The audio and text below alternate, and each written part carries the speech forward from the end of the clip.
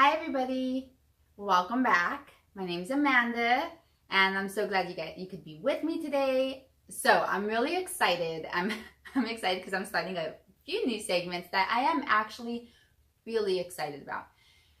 Excuse me guys, it's extremely hot here. Oh my god, California is just, yeah, we're already in summer. Okay, so anyways, the new segment that I'm starting is called Tea Time. Hence my tea. So, and this is something that I'm really excited about. Now, I first started seeing this on a beauty YouTuber named Arna Alayne. I hope that's how you pronounce her name. So I'm gonna link that below definitely, and I hope you guys subscribe to her channel because I think she's awesome.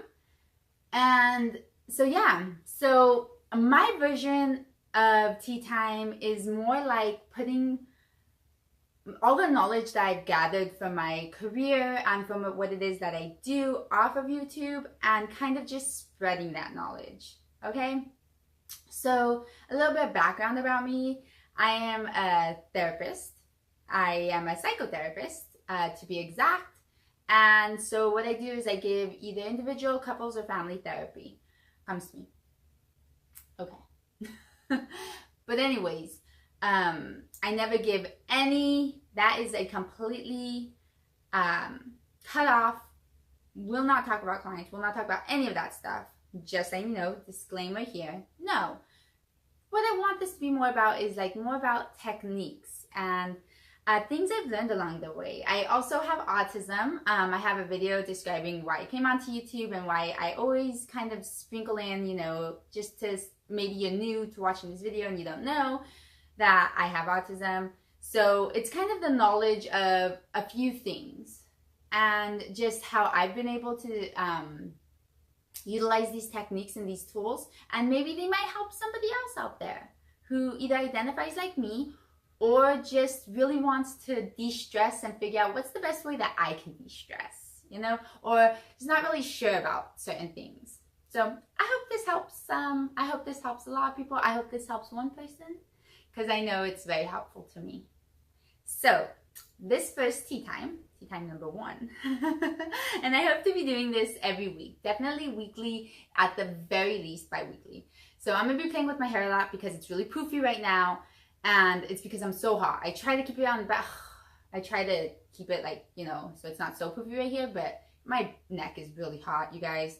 My tea is lukewarm, so it's not piping hot, so I'm glad about that. But anyways,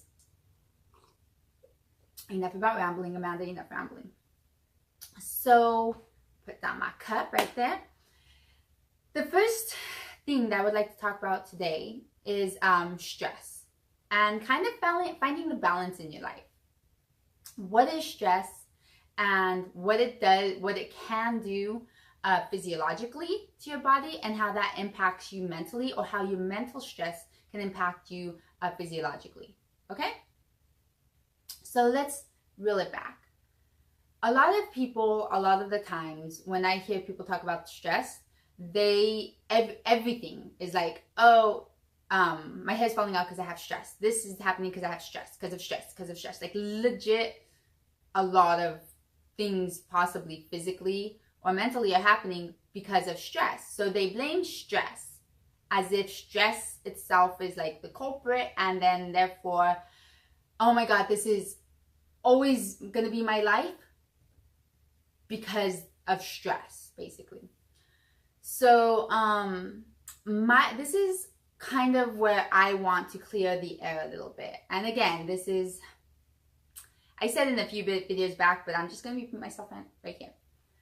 Anything I talk about on this channel is my opinion. You know, I'm saying it. Now, if it's fact, I'll say like, this is fact. I mean, here's evidence to, you know, kind of support what it is I'm saying. A lot of the things that I say isn't just because I'm picking it out of the air. Like, this is what I believe, and that's it. A lot of things I say, especially when it comes to stress, or when it comes to this kinds of topics I'm talking about, have a lot to do with because of the research that I've done on it, because of the field that I'm in. So, but again, it's not Bible. You know what I mean? It's not like, someone's been watching the Kardashians a lot. It's not like written in stone. What works for some won't work for others. And you kind of got to find what works for you. So that's why when you hear someone talk about this, just try to implement them. And if it works for you, great. If it creates something positive in your life, I mean, how is that going to hurt, you know? And if it's not working for you, then you can just toss it and be like, that didn't work for me. I've done that throughout my whole life. You know, this works for me. This doesn't work. My son has autism too. What works for him won't necessarily work for me. And what works for me will not work for him. Because we're just two different human beings. And the same thing with me and my husband, and me and my brother, and my mom and dad, and so on and so on. Okay? Some things work for all of us as a whole. Great. Some things don't. So with that all said, let's go back to the topic of stress. Now, there is good stress and bad stress. Wait, what? Yes, good stress and bad stress. Now, stress is a constant in a person's life. Okay? There's no getting around that. Every day there's going to be some stresses. Now, sometimes they're big stresses, sometimes they're little stresses. But they're stresses nonetheless. And there's kind of no getting around that. It's how you cope with stress and how you deal with it that really makes the biggest difference. Okay? So let's talk about some, I'm sure a lot of us know the bad stresses. You know? Let's name a few. There can be a death in the family. There can be an illness in the family. Those are some really extreme stressors. Financial stressors, when your finances are not where you want them to be. That's just to name a very few. You just got to look at what's bringing stress into your life. What are the bad stresses in your life? You know, kind of look at them. Go through it in your head. What are the bad stresses in my life? Now let's move on to the good stress. So again, they both evoke stress. They're both stressful situations. Just one is more of has a negative aspect to it and can have a negative impact in your life, and the other one has a more positive aspect to it and a positive impact in your life. You can get hives from both. You know, sometimes people are so stressed out they break out in hives. They can get it from both. So positive stress would be like a wedding, a baby shower, a birthday, let's see, an award that you might be getting, a graduation, things like that. So those are positive stressors because, I mean, they're events that you're just like, oh my God, I'm so excited about. And in a positive way, but it's still stressful, right? So let's think about that for a second. So we have good stresses and bad stress. Now again, having so much stress and not having an outlet for it can cause you to have some physiological issues going on in your body. You can break out in hives, as I said before. Some people lose hair. Some people, you know, can pick at themselves, can develop little tics and things like that because they're not letting the outlet for the stress happen. You know, it's still in them. So it's staying in them and it's creating this like, you know, heightened anxiety, which can lead to like a heightened, you know, sensory with your surroundings, which an anxiety attack might happen, a panic attack, whichever one you might want to call them. So all these things can happen because you're not really having an outlet for this stress that's happening in your life, you know? So let's talk about what are some outlets, some positive coping skills that you can have for these stresses. Because remember, stress is always going to happen.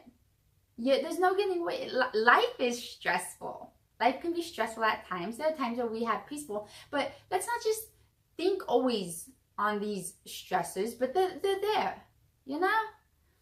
So what are some positive coping skills that we can develop or work on that'll help us move through these stressful moments, right? So first, you don't have to reinvent the wheel, okay? What I want to say is if you're experiencing some extreme stress in your life and it seems to be hard for you to deal with it yourself, I do suggest you go and seek a therapist because they'll be able to know you and know exactly what's going on, and therefore be able to give you the best way to cope, something that really fits to you and really is able to hone in on what your needs are. But if we're just talking about general stress, and it's just like, man, I'm like biting my nails to the nubs. I don't want to bite my nails to the nubs, you know? So you don't have to reinvent the wheel. What is it that you are currently doing? When, what has worked for you? Always think of that. What so far has worked for you? There might be things that don't work for you, and then things that work for you currently. So first start thinking in that way. And then when you're able to, right, because when we don't think of it in that way, we're like, we kind of get blinders on, and we're like, nothing's gonna work when you're in the moment. So think about these things when you're not in the moment. You know, find a nice, calming environment and think about, okay, what works for me when I am stressed out, and what's not working for me. So I'm gonna take myself, for example. When I get really stressed out and when I feel like a meltdown's gonna happen, again, it can be for something, it can be for something really tiny, or it can be for something big. But when I used to cope not so well with it, I used to get really heated in my whole body, and then I would just start heightening my voice and start getting really, my patience would be really small with people, and I might, you know, bark or yell at people over some tiny little thing that really didn't mean anything, because I wasn't upset at that. I was kind of just stressed out overall. So I would be really short with people, especially my husband and my son and my brother. I would mention them because they live with me. So it wasn't a very pleasant living environment, because I was like, Amanda, you're not coping with your stress very well. And you're kind of going to be in school for a while. This was when I was in my master's program and my bachelor's program. So you kind of need to cope with it better. Figure that out. So I was able to go see a therapist and find some coping skills that worked for me. One of the things is music. I put on what I wanted to listen to that helped soothe me and calm me. I'm not talking about, if classical music isn't your thing, it's not my thing. Sometimes it is once in a while, but that's not what I'm talking about. I don't put on classical music and then just be like, no. Depending on the occasion, like on my way to work on Mondays are sometimes my roughest days, and Tuesdays for school can be my roughest days. Those 2 days can be my roughest. So when I'm in the car, I have about 40-50 minutes. I mean, it is Los Angeles. I put on some music to, you know, pump me up, feel good music, something that's gonna really speak to me. You know, sometimes I have like, I'm listening to more like Kanye, and I just really am into his lyrics. And a lot of the times I'm also listening to like my reggaeton, my Don Omar, Enrique Iglesias, because that's like really getting me into like a vibe that I'm really wanting to feel. So, and that way I'm not constantly thinking about like everything I gotta do, everything that, you know, I have to take a step back, and I just have to like breathe. And I'm breathing. I'm constantly breathing. Be aware of your breath. You know, don't just do it. You're gonna hyperventilate like that. But I'm aware of my breath. I'm aware of my environment, and I'm just like, all right, this is like feeling good. I'm so pumped up. That's one way I cope with stress. Another way I cope with stress is sometimes I just have to check out.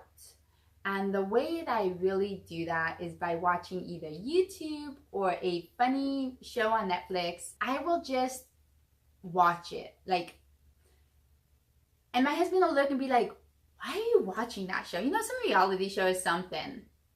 And I'm like, you know what? Because it lets me turn my brain off. And I know it's dorky. I know it doesn't make sense, you know, but I'm invested. And this makes me happy. So I don't shame myself for watching, you know, those inundane, what's that word? Mundane things. Like, it's totally fine. I don't have to constantly be like, you know, watching something traumatic and heart-wrenching. No. And I don't shame myself about it anymore. And I don't let anybody shame me about it either. you know? So I want to watch some makeup videos. So I want to catch up with, you know, my Jackie Aina. Don't shame me. No, it helps me shut off. It helps me just like go into like a place where I'm just like, yeah, I'm loving this, you know? And my stress levels come down, you know? And that's really important. Do things that you can really feel your stress levels come down. What I know, you know, I'm sure you've heard this, and I'm sure it might be difficult to implement. See, that's the key. When you find out the things that work for you, implement them. But you don't have to do it for like an hour. You know, the main things that I will say, because they are helpful, I do use them. Is it a constant? No, but it is a part of my daily life. Is working out. That's something I do. It relieves my stress. Now, I can feel the difference when I don't work out for 2 or 3 months. I can totally feel it. And walking, going to the park, reading. The only reason, thank you, I know you're there. It's the train. The only reason why reading isn't a part of my repertoire right now is because I am going through a doctoral program and I read a lot as it is. So sometimes I just want to shut my brain off. But reading is a big, you know, de-stressor for me, especially when it's a book that I'm really into. And then we have, so yeah, your typical things of like going outside for a walk, going to the park, walking to an ice cream shop, implementing 2 things. One, you feel good about walking. The other, because it's ice cream. Yeah, sometimes I do that. It's like a 30-minute walk for me, but I'm like, that's my reward. I'm walking there, I'm walking back. And I got my exercise on.